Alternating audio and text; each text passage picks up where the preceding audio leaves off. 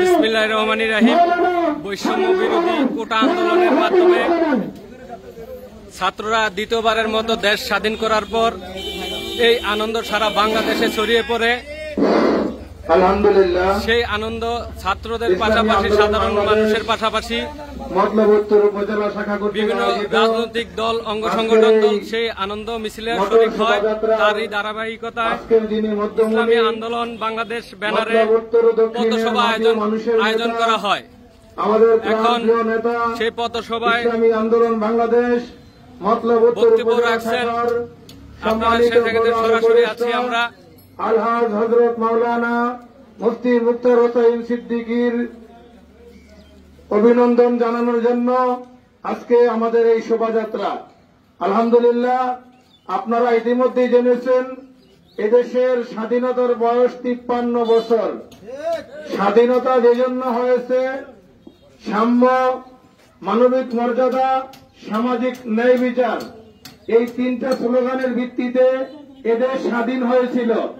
কিন্তু 53 বছরে আমাদের দেশে ধারাবাহিকভাবে কয়েকটা দল তারা শাসন করে নাই, এদেশের মানুষকে শোষণ করেছে। তারা যারাই নেতার চেয়ারে বসেছে, আঙ্গুল ফুলে আগে ছিল কলা গাছ, এখন হয়েছে বট গাছ। আলহামদুলিল্লাহ, 2024-এর আগস্টের 5 আমরা বলবো আওয়ামী লীগের জন্য আগস্ট মাসটাই কেমন যেন সুখের মাসই থাকে। তারপরে আমরা শিক্ষা নেই না। এজন্য আমাদের মরহুম আইনুদ্দিন আল আজাদ রহমতুল্লাহ বলছিলেন, ইতিহাস থেকে যারা শিক্ষা নেয় না তাদের কপালে অনেক বিপদ আছে।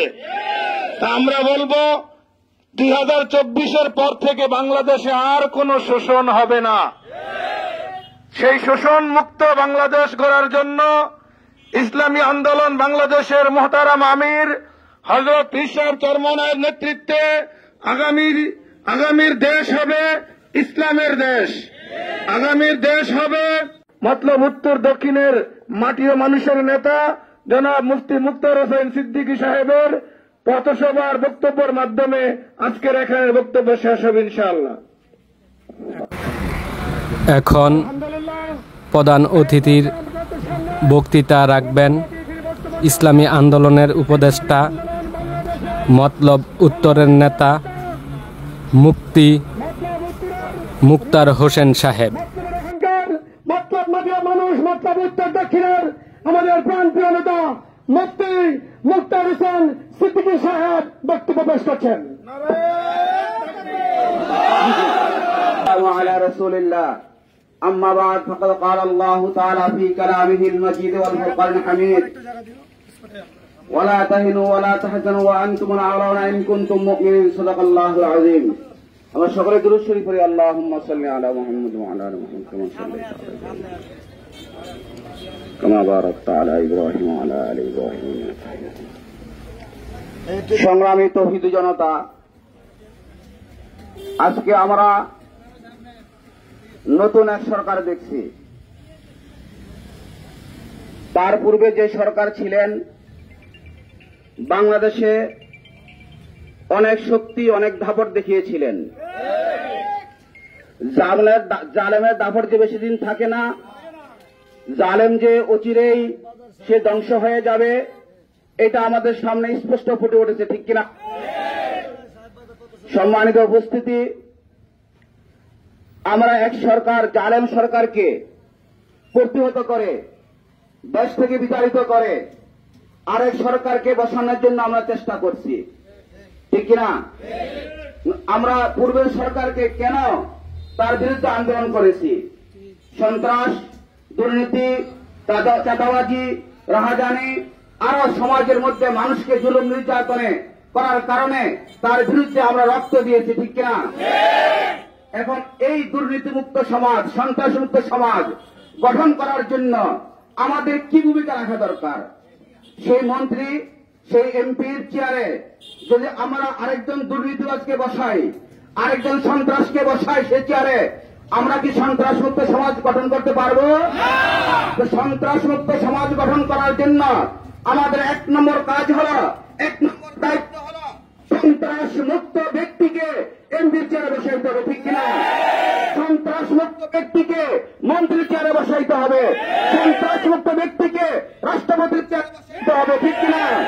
যদি আমরা সন্ত্রাস মুক্ত ব্যক্তিকে রাষ্ট্রের চেয়ারে বসাই, এমপির চেয়ারে বসাই, মন্ত্রীর চেয়ারে বসাই, তাহলে আমরা এই সমাজে সন্ত্রাস মুক্ত সমাজ আশা করতে পারি, ঠিক কিনা? দুর্নীতি মুক্ত সমাজ আশা করতে পারি, ঠিক কিনা? আবার যদি অন্য কোনো দুর্নীতিবাজ, অন্য কোনো সন্ত্রাস, আবার অন্য সন্ত্রাস ওই চেয়ারে বসে আমরা কখনো দুর্নীতিমুক্ত সমাজ আশা করতে পারি না। এই জন্য এখন সবাই আসছে ভালো মানুষকে, ওই ভালো আসার জন্য ভালো মানুষকে ওই চেয়ারে বসানো, ঠিক কিনা? দুর্নীতিমুক্ত ব্যক্তিকে বাছাই করে যাদের জীবনের ইতিহাসে দুর্নীতি করে নাই, সন্ত্রাসী করে নাই, চাঁদাবাজি করে নাই, ডাকাতি করে নাই, সমাজের মধ্যে ভালো কিছু দিয়েছে, এরকম ব্যক্তিকে ওই চেয়ারে বসানো, ওই মসজিদে বসানো, ওই মসজিদ থেকে আমরা শান্তি আশা করতে পারি, ঠিক কিনা? সুতরাং আমি আপনাদেরকে আহ্বান করব, আর কোন সন্ত্রাসকে আমরা চাই না, ঠিক কিনা? আর কোন চোরকে আমরা চাই না, আর কোন ডাকাতকে চাই না। আমরা চাই তাদের মধ্যে দিনের বুঝ আছে, আল্লাহকে ভয় করে, আল্লাহ রসুলকে মহাব্বত করে, মানুষের হক বোঝে, এইরকম লোককে আমরা চেয়ারে বসাতে চাই, ঠিক কিনা? এই জন্য আমাদের চরমায় হিসা হুজুর রহমতুল্লাহ আলাইহি, বর্তমান হিসা হুজুর রহমতুল্লাহ আলাইহি বলেছেন, শুধু নেতা নয়, নীতির পরিবর্তন চাই, ঠিক কিনা? আপনার নেতা এর চেয়ে ভালো কিছু আশা করতে হলে আমাকে নামাইয়া আমার চেয়ে যে ভালো তাকে দাঁড়া করাইতে হবে, ঠিক কিনা? কিন্তু আমাকে নামাইয়া আমার চেয়ে আরো বেশি যে চোর, যে বেশি যে ডাকাত, তাকে বসাইলে কি ভালো কিছু আশা করা যায়? এই জন্য রাসূলুল্লাহ সাল্লাল্লাহু আলাইহি সাল্লাম সমাজ পরিবর্তন করার জন্য আইয়ামে জাহিলিয়াতের যুগে, যেই যুগের মধ্যে অন্ধকার ছিল, মা বোনদের ইজ্জত সম্মান ছিল না, চুরি ডাকাতে ভরপুর ছিল, আগে ব্যক্তিগত জীবন গঠন করছে, ঠিক কিনা? রাসূলুল্লাহ সাল্লাল্লাহু আলাইহি সাল্লাম মানুষের ব্যক্তিগত জীবন গঠন করছে। ব্যক্তিগত জীবন আত্মার সংশোধন, আত্মার পরিবর্তন, আত্মাকে শুদ্ধ করেছে। তারপরে যখন নাকি সমাজকে শুদ্ধ করে ডাক দিয়েছেন, সমাজ শুদ্ধ হয়েছে। এই মক্কা থেকে মদিনা পর্যন্ত একজন যুবতী ষোড়শী স্বর্ণ অলঙ্কারে জর্জরিত যারা আছে, এরকম একজন যুবতী মহিলা যদি মক্কা থেকে মদিনায় যাইতো, একা একা রাত্রে গভীর নিশীথে কোন পুরুষ সাহস করত না ওই মহিলার গায়ে হাত দিতে, ঠিক কিনা? কেন সাহস করতেন না? রাসূলুল্লাহ সাল্লাল্লাহু আলাইহি সাল্লাম মানুষগুলোকে, তাদের মনগুলোকে, তাদের আত্মাকে এরকম গঠন করে। কেউ কোন নারীর উপর নির্যাতন করতে পারে? আমি ডাকাতি করব, আমার আল্লাহ দেখতেছে। আমি চুরি করব, আল্লাহ দেখতেছে। টেবিলের নিচে নিয়ে আমি ঘুষ খাবো, আমার আল্লাহ দেখতেছে। যখন এই বিশ্বাস থাকবে, কেউ করতে পারবে? চ্যালেঞ্জ দিয়ে কথা আমার মরহুম পীর সাহেব রহমতুল্লাহ বলেছেন, আমাকে এক সপ্তাহের জন্য ক্ষমা দাও, এক সপ্তাহের মধ্যে দুর্নীতি, চাঁদাবাজ, সন্ত্রাসী সবকিছু বন্ধ হয়ে যাবে। এটা প্রমাণ বর্তমান ছাত্র আন্দোলন, ঠিক কিনা? ছাত্র আন্দোলনকে দুর্নীতি করতেছে এখন। আজকে দেখেন গাড়ি ঠিক মতন চলতেছে কিনা? গাড়িওয়ালারা, পুলিশওয়ালারা যারা আছে সবাই ছাত্রদেরকে ভয় করতেছে। কারণ কি? তাদের মধ্যে দুর্নীতি এখন নাই। যার মধ্যে দুর্নীতির মানায় হযরত মরহুম পীর সাহেব হুজুর এই দেশে ইসলামের হুকুমত প্রতিষ্ঠা করার জন্য বহু বছর ধরে চেষ্টা করে আসছে। এই চেষ্টার মধ্যে এক নম্বর ছিল মানুষের আত্মাকে সংশোধন করা, মানুষ ব্যক্তিগত জীবনকে সংশোধন করা। এই ব্যক্তিগত জীবন সংশোধন করে আজকে সারা বাংলাদেশের মধ্যে লক্ষ লক্ষ চরমায়ের ভক্ত, ঠিক কিনা? এরকম পরিস্থিতি গঠন হয়েছে। যদি কোন সরকার যদি না থাকে, আমাদের লোক এরকম আছে, প্রত্যেকটা ডিপার্টমেন্টে আমাদের লোক কাজ করতে পারবে, ঠিক কিনা? কোন সময় দেখা গেছে আমাদের লোক, যেখানে কোন লোক ক্লাস করে পাওয়া যায় না, আমাদের চরমনাই ভাইয়েরা তাদের জীবন বাজি রেখে করোনায় রোগী যারা ছিল তাদেরকে খেদমত করছে, ঠিক কিনা? তাদের দাফনের ব্যবস্থা করছে। আগুন লাগছে, সেখানে ভয় না করে আগুন নিভাইতে চলে গেছে। এখন আপনারা দেখেন সারা বাংলাদেশের মধ্যে পুলিশ নাই, আমাদের চরমনা ভাই ইসলামী আন্দোলন লোকেরা জায়গায় জায়গায় ট্রাফিক আইন পালন করতেছে, ঠিক কিনা? প্রত্যেকটা এলাকায় প্রত্যেকটা মন্দির পাহারা দিচ্ছে, যেন কোন প্রকার কোন সংখ্যালঘুদের উপর আক্রমণ না হয়, ঠিক কিনা? চরমনায় যারা ইসলামী আন্দোলন আছে প্রমাণ করে দেখিয়েছে বর্তমান যে ইসলামী আন্দোলনের হাতে ক্ষমতায় গেলে এই দেশে আবার শান্তি আসবে। রসুলের যে যে রাসূলুল্লাহ সাল্লাল্লাহু আলাইহি সাল্লাম যে শান্তি প্রতিষ্ঠা করেছিলেন, সাহাবায়ে কেরাম যে শান্তি প্রতিষ্ঠা করেছিলেন, সেই শান্তি আবার আসবে, ঠিক কিনা? আল্লাহ তাআলা আমাদের সকলকে আত্মাকে সংশোধন করে চরমানের হিসাবে ডাকে আহ্বান দিয়ে কোরআন সুন্নাহ অনুযায়ী এই সমাজকে পরিবর্তন করে এই সমাজের মধ্যে শান্তি প্রতিষ্ঠা করার তৌফিক দান করুন।